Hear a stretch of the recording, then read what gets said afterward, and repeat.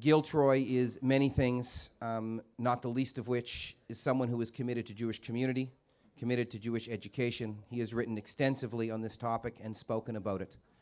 His book, Why I'm a Zionist, I believe, is a must-read not only for everyone here, but anybody who cares passionately about Jewish peoplehood and who cares about the state of Israel. While born in America and living in Israel, we all know that Gil is a true Canadian at heart and still teaching at McGill University. Gil is an educator, Gil is a Zionist, Gil is a mensch, and Gil is a friend. Professor Gil Troy.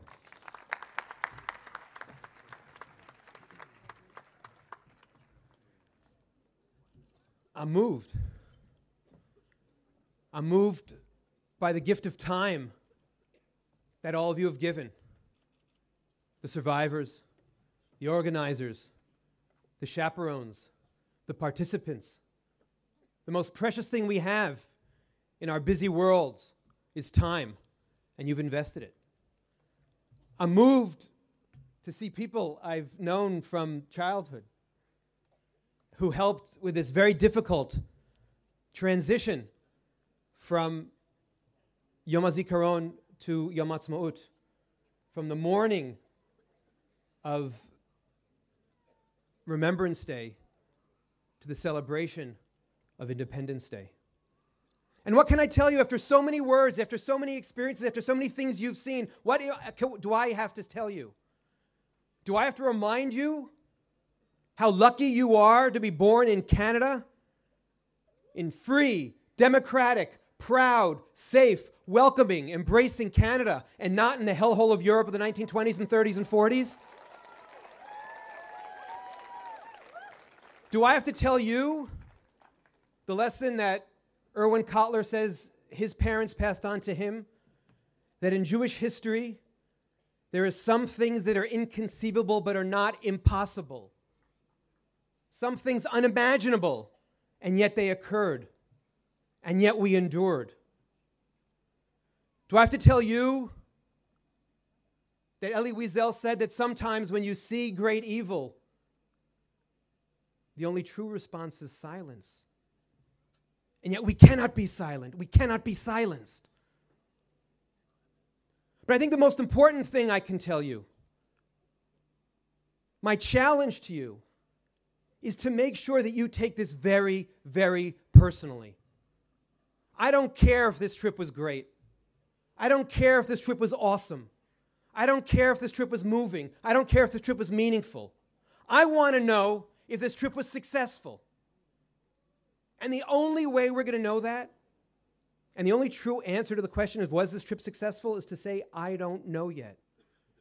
Because the success of this trip, and we heard it from the survivors, is not going to be determined today, and not going to be determined next week, and not even going to be determined when you go back to your synagogues and your schools and give moving speeches.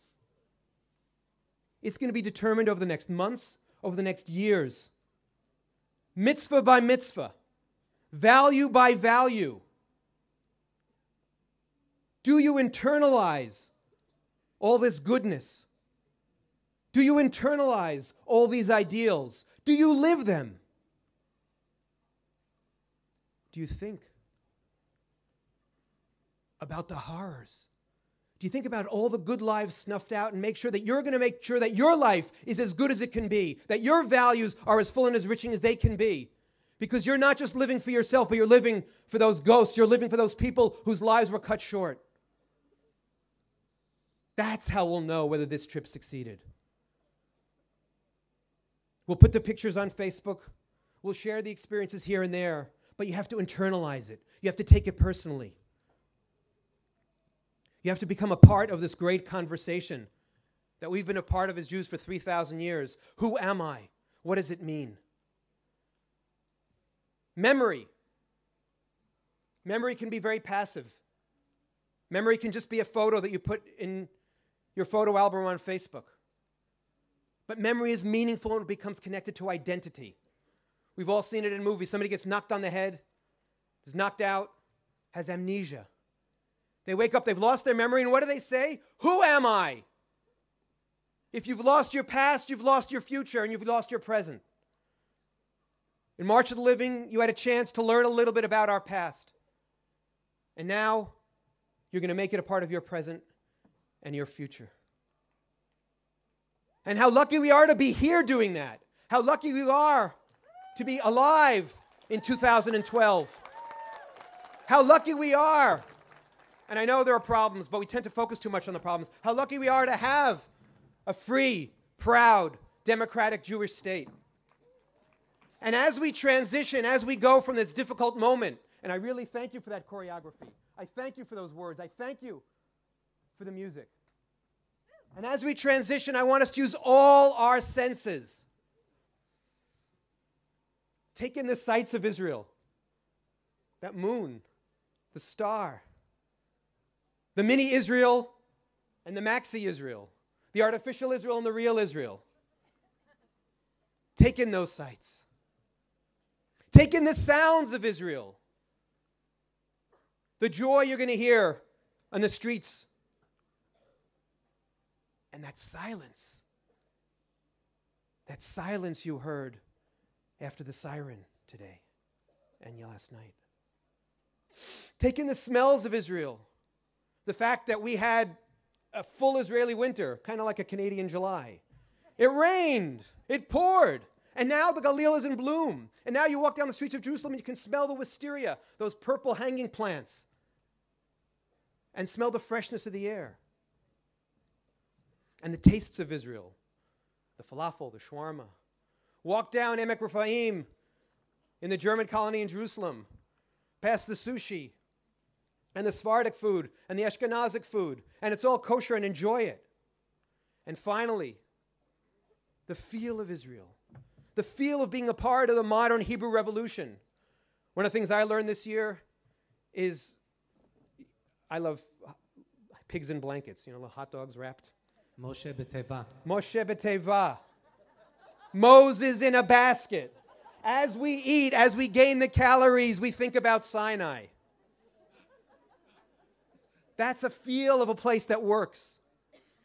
The feel of a Jewish democratic state.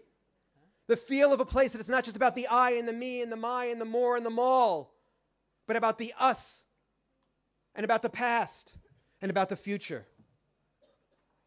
So experience it, embrace it, but remember, the success comes next year, next 5 years, next decade, when you become better people because you've learned, you've touched, you've felt, you've smelled, you've heard, you've tasted.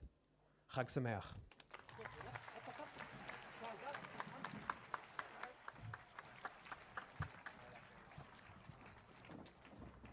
During the past number of years, Israel has taken significant steps on the long and precarious path to peace.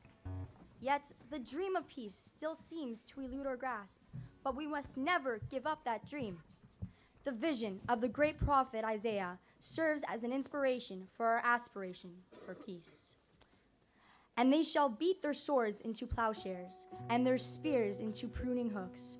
Nation shall not lift up sword against nation, neither shall they learn war anymore. For years, we have yearned and prayed for peace. In poems and in song, we dreamed our peaceful dreams.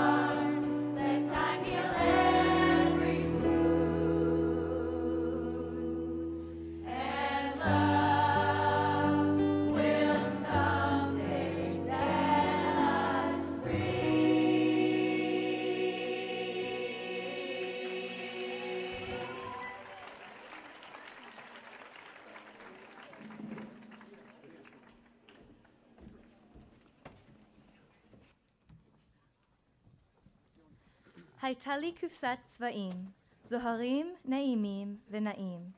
הייתה לי קופסת צבעים, שבהם גם קרים וגם חמים. לא היה אדום של דם הפצועים. לא היה לי שחור של אבלות יתומים. לא היה לבן של פני המתים. לא היה לי צהוב של חולות לוהטים. היה לי כתום של שמחת החיים. היה לי ירוק של לבלוב ופריחה. היה לי כחול של שמיים בהירים. היה לי ורוד של חלום ומנוחה. ישבתי וציירתי שלום. I had a box of colored pencils, shining pleasant and beautiful. I had a box of colored pencils, some warm colors and some cold colors. I did not have blood red for the wounded. I did not have mourner's black for the orphans. I did not have white for the dead faces. I did not have yellow for the burning sand. I had orange for the joy of living. I had green for the blossom and growth. I had blue for the bright sky. I had pink for the peaceful dreams. I sat and drew peace.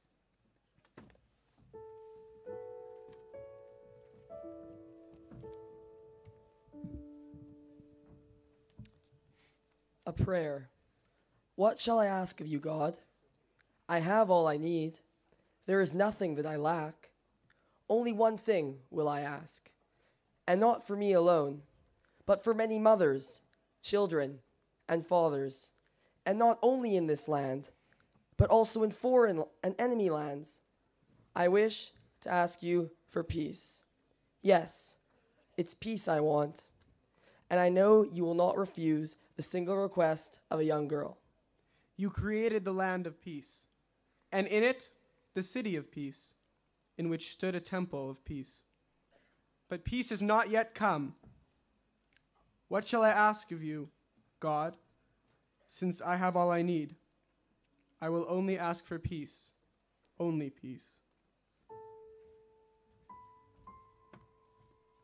A Prayer for Peace by Rabbi Nachman of Breslev.